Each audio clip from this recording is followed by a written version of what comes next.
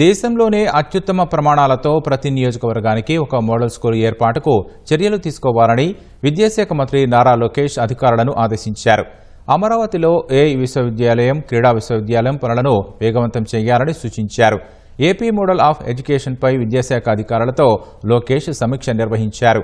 AP model ఎడ్యుకేషన్లో భాగంగా learning excellence in Andhra Pradesh leap programme అమలుకు చేపట్టాల్సిన చర్యలు, ప్రణాళికలపై పాఠశాల విద్య, ఇంటర్మీడియట్, ఉన్నత విద్యాశాఖ అధికారులతో లోకేష్ చర్చించారు.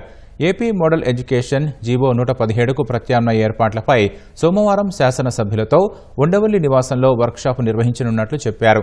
ఉన్నత విద్యలో మార్పులు, ఎన్ఐఆర్ఎఫ్ ర్యాంకింగ్స్ మెరుగుదల వంటి అంశాలపై చర్చించేందుకు గవర్నర్ నేతృత్వంలో విశ్వవిద్యాలయ వైస్ ఛాన్సలర్లతో త్వరలో సమావేశం ఏర్పాటు చేయనున్నట్లు వెల్లడించారు.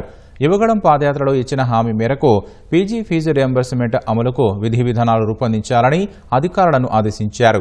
గ్రామస్థాయి నుంచి విశ్వవిద్యాలయాల స్థాయి వరకు స్పోర్ట్స్ లీగ్స్ నిర్వహించి క్రీడలను ప్రోత్సహించాలని సూచించారు.